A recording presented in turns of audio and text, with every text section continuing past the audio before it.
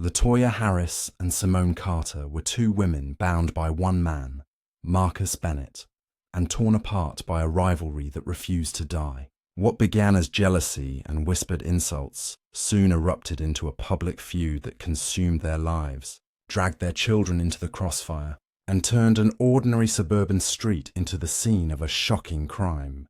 This is the story of how pride, betrayal, and anger led to a single gunshot that changed everything. In the quiet suburb of Crestwood, where neighbors waved politely while mowing lawns and families gathered for barbecues on weekends, there was a story developing behind closed doors that no one could have predicted. It centered on a man named Marcus Bennett, who on the surface looked like any other hard-working father trying to provide for his family. He worked long shifts at a local factory, came home tired, and tried to split his time between two households. What most of the neighbors didn't realize was that Marcus was balancing a complicated personal life that was slowly spiraling out of control. He had two children with two different women, and the fragile peace between them was cracking in ways that would prove deadly. Marcus's first relationship had been with LaToya Harris, a sharp-tongued woman who had once been his high school sweetheart. They had a son together, and for a few years they played house as if everything was perfect. But Marcus's wandering attention and LaToya's growing frustration eventually ended the relationship. They stayed connected because of their child, though the connection often felt like a chain rather than a bond. Then came Simone Carter, Marcus's new partner, who gave birth to his second child not long after the first relationship fell apart. Simone was quieter, softer in her demeanor, but determined to build her own life with Marcus. To LaToya, however, Simone wasn't just the new girlfriend. She was the enemy. At first, the tension showed itself in small, petty ways. LaToya refused to speak directly to Simone, even when Marcus tried to bridge the gap. She would roll her eyes, mutter under her breath, or make sarcastic comments that cut deeper than she admitted. Simone, on the other hand, refused to stay silent. She pushed back with a calmness that LaToya read as smugness, and every polite smile from Simone felt like gasoline poured on smoldering coals. Marcus tried to play peacemaker, bouncing between two phone calls, two sets of demands, two worlds that refused to merge. His words, no matter how careful, only deepened the resentment. The neighborhood soon began to sense the undercurrent of hostility. Though the women never fought openly in front of outsiders, whispers circulated after a few explosive moments spilled into public view. One neighbor recalled hearing shouting in Marcus's driveway, with LaToya's voice raised, and Simone's calm but firm replies carrying through the air. Another said they saw the two women in the same grocery store aisle, both glaring at one another with such intensity that customers backed away to avoid being caught in the middle. These small encounters might have seemed harmless in isolation, but together they painted a picture of two women locked in a rivalry that wasn't going to fade. Marcus stood at the center, guilty of making promises to both women that he couldn't keep. He told LaToya he would always put their son first, but he also assured Simone that their new family was his priority. Each woman believed she had the stronger claim on him, and when reality failed to match those expectations, resentment grew. To LaToya, Simone had stolen the future she thought she deserved. To Simone, LaToya was a shadow constantly interfering in what should have been a fresh start. Neither wanted to let go, and both clung to their roles with a fierceness that left no room for compromise. The pressure on Marcus's shoulders became unbearable. Friends noticed his tired eyes and distracted conversations. Co-workers said he often stared blankly at his phone during breaks, scrolling through messages from both women filled with accusations, demands, and ultimatums. What none of them realized was that the situation wasn't just stressful, it was dangerous. With each passing week, the hostility between LaToya and Simone moved closer to boiling over. What had started as hurt feelings and bruised pride was turning into something far more volatile. Crestwood's neat streets and tidy houses masked a feud that was already spinning out of control, setting the stage for a tragedy no one in the community could have imagined.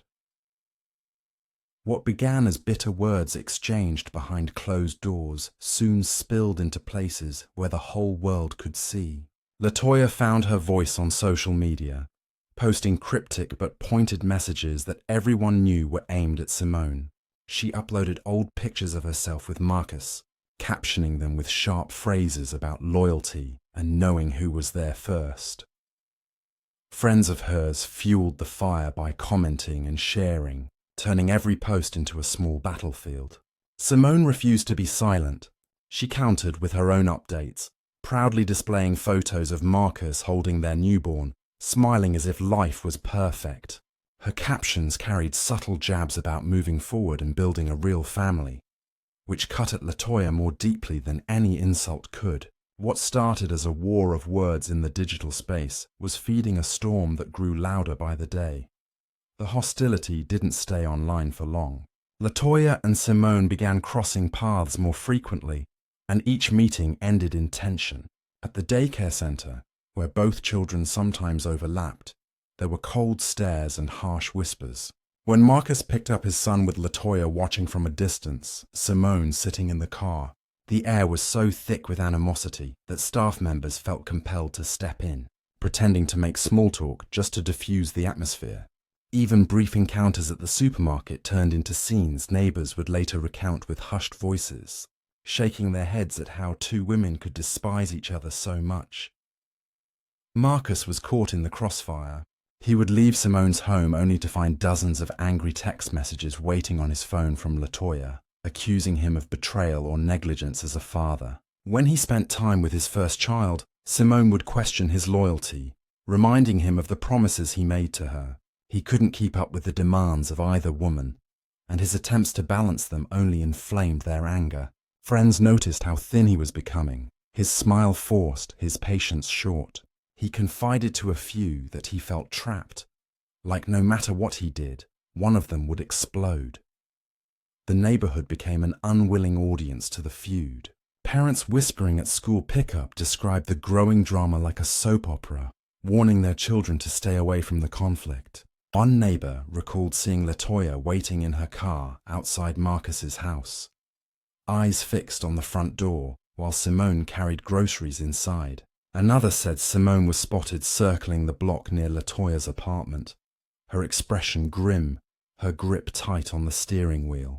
Each act of surveillance was fueled by suspicion, each suspicion by jealousy, and soon the line between protecting their territory and provoking violence blurred.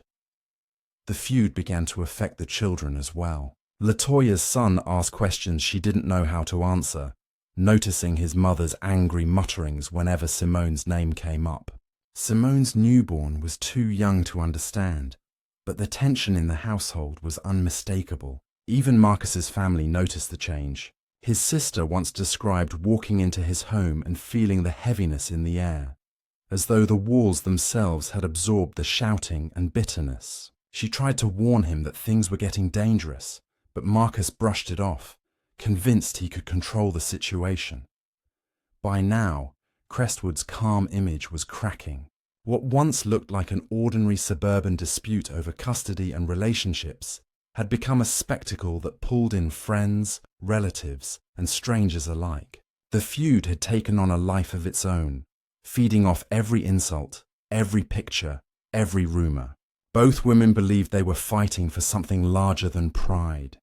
They believed they were defending their families, their children, their right to hold on to Marcus. But with so much anger fueling their decisions, it was clear to anyone watching that the rivalry was reaching a point where words would no longer be enough. The escalation was inevitable, and though no one yet knew how it would end, there was a growing sense that something irreversible was on the horizon. The weeks that followed were marked by a tension so heavy that those closest to Marcus could feel it pressing in on him from every direction. He had become a man split between two worlds, constantly watching the clock, constantly juggling calls, constantly trying to smooth over fires that refused to die. Each time he thought he had calmed one side, the other erupted. LaToya had grown sharper, less willing to hide her disdain. Simone, though outwardly calmer, had reached her own breaking point. quietly harboring frustrations that boiled just beneath the surface. The feud had grown into something neither woman could walk away from, a cycle of retaliation that demanded escalation. It was a late afternoon in early summer when the fragile balance finally cracked. Simone had driven across town to her cousin's house to pick up a box of baby clothes that had been stored there. It was supposed to be a simple errand, the kind of small trip she often made alone while Marcus was at work. But as she pulled onto the quiet suburban street, her stomach tightened at the sight of a car she knew all too well. LaToya's sedan sat idling just a few houses down, its windows tinted, its engine humming low. At first, Simone tried to convince herself it was coincidence, but deep down she knew LaToya hadn't simply wandered into that neighborhood. This was deliberate. Neighbors later told investigators they noticed the tension in the air before either woman even moved. One recalled glancing out their kitchen window to see Simone stepping out of her car, her body stiff, her eyes locked on the other vehicle. LaToya's door opened moments later, and the two women stared across the street at one another. It wasn't just a glance. It was a confrontation without words. Years of bitterness, insults, and resentment burned in that silence. Two rivals who had long prepared themselves for this inevitable moment. What was once a battle of words had transformed into something raw and physical, an unspoken dare that neither wanted to back down from. Simone took a step forward, clutching her phone in one hand, her posture tense but controlled. LaToya leaned against her car, arms crossed, her gaze sharp enough to cut through the air. For onlookers, it was as if the world had slowed down. The ordinary hum of the neighborhood suddenly replaced by a dangerous stillness. The children who had been riding their bikes nearby drifted away, sensing the danger even if they didn't fully understand it. Parents watching from porches held their breath, unsure if they should intervene or retreat indoors. No one wanted to be caught in the middle of what was unfolding. The feud had stopped being about Marcus long ago. In this moment, neither woman thought about him, about the promises he had made, or the children caught in between. This was about pride, about territory, about years of wounds that had been left to fester. Each woman felt she had been disrespected in ways the other could never understand, and each was determined not to leave the street feeling like the defeated one. The suburban calm was shattered by the invisible battle lines drawn across the pavement. Marcus, still at work across town, was unaware that the confrontation he had feared for so long was finally happening. His phone sat in his locker, buzzing with messages he wouldn't see until it was far too late. Had he been there, perhaps he might have calmed them. Perhaps he might have pulled Simone back into the car or convinced LaToya to drive away. But fate had aligned the moment without him, and the stage was set for a decision neither woman could undo. As the sun dipped lower, shadows stretched across the street, lengthening the distance between them, but tightening the tension. Neighbors closed their blinds, unwilling to witness what seemed destined to erupt. Others lingered at their windows, unable to turn away from a spectacle that felt like watching a match hover over dry leaves. The quiet of Crestwood, so carefully cultivated by its residents, was about to be broken. And though no one could predict the exact second it would happen, there was little doubt that this long-running feud had finally reached its breaking point. The silence that had stretched across the street shattered with sudden force. Neighbors later recalled hearing raised voices, though no one could make out the exact words. What mattered was the tone. Sharp, heated, cutting through the air with a ferocity that left no room for misunderstanding. Simone had stepped closer, her phone clutched tightly in her hand, her jaw set as if she had made a decision. LaToya moved in kind, her body rigid, her eyes flashing with the kind of anger that had been building for years. The distance between them closed, but the emotional distance was already far past repair. It was in that gap, filled with hatred and pride, that the final act began to take shape. Witnesses described a moment when everything seemed to happen at once. Simone gestured with her free hand, her voice rising, her frustration spilling into the open air. LaToya reached into her purse, and for the first time, Those watching realized this was not going to end with shouting. The metallic glint of a handgun flashed in the fading sunlight, and before anyone could move, the deafening crack of a gunshot ripped through the calm. The sound echoed across the block, bouncing between houses, startling dogs into barking and sending birds scattering from trees. Children playing a few houses away screamed and ran toward their homes, their laughter replaced by terrified cries. Simone staggered backward, the phone slipping from her hand and clattering onto the pavement. She clutched at her chest, her knees buckling as the force of the shot drove her to the ground. A crimson stain spread quickly across her shirt, blooming like a horrific flower under the glow of the setting sun. Gasps erupted from behind curtains and doorways as the reality of what had just happened sank in. LaToya stood frozen, the gun still in her hand, her chest rising and falling with ragged breaths. In that split second, she seemed to realize what she had done, but the weight of it was already too heavy to undo. The street descended into chaos. Someone shouted for help. Another neighbor dialed 911 with trembling hands, their voice breaking as they relayed the details to the dispatcher. A woman ran towards Simone but stopped short, fear of the weapon still present in LaToya's hand anchoring her to the sidewalk. Others ducked behind fences, peering cautiously as if expecting more shots to follow. The smell of gunpowder lingered in the air, sharp and acrid, mingling with the summer heat. The once ordinary neighborhood had transformed into a scene of terror, its quiet shattered by violence. Minutes felt like hours as sirens began to wail in the distance. LaToya slowly lowered the weapon, her expression shifting between shock and defiance, as if she couldn't decide whether she regretted the act or believed it justified. Simone lay motionless on the pavement, her breath shallow, her eyes fluttering as life slipped away. A pool of blood spread beneath her, staining the cracks in the asphalt. The sound of approaching sirens grew louder, the flashing red and blue lights casting eerie reflections across the houses as police cars and ambulances swarmed the block. Officers poured from their vehicles, weapons drawn, commanding LaToya to drop the gun. For a moment she hesitated, the weight of her choice pressing down on her shoulders. Then slowly she released it, letting the firearm clatter against the ground before raising her hands. She was pushed against the hood of a patrol car, her wrists locked in cold metal cuffs as neighbors looked on in disbelief. Children peeked from behind curtains, eyes wide with the kind of fear they would not soon forget. Paramedics rushed to Simone, working frantically to stabilize her, their hands moving with practiced urgency. They lifted her onto a stretcher, her body limp, her shirt soaked through, her phone still lying cracked and silent on the pavement where it had fallen. As the ambulance doors closed, the street was left in stunned silence, broken only by the murmur of police radios and the sobs of those who had seen too much. What had begun as whispers of jealousy and rivalry had erupted into something irreversible. A single gunshot had torn apart two families, shattered the peace of an entire neighborhood, and marked the point of no return. For Crestwood, the quiet suburb where life had once seemed so simple, nothing would ever be the same.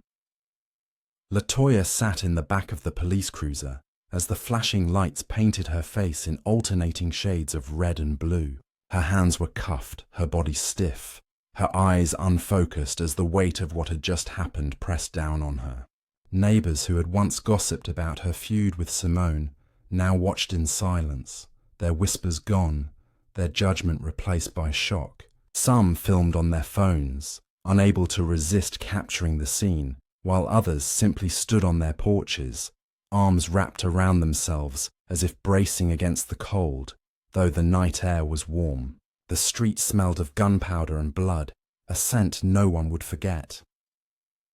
At the hospital, Simone was rushed into emergency surgery, but the wound was too severe.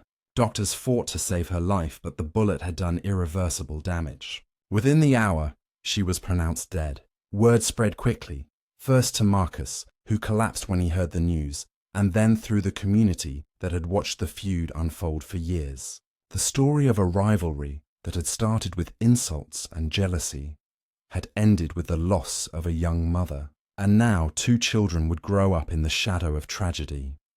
Marcus was devastated, torn apart by guilt he could not escape. He had tried for months to balance 2 households, believing he could keep the peace if he just managed his time carefully enough. But his indecision, his refusal to confront the growing hatred between Latoya and Simone, had only fueled their animosity.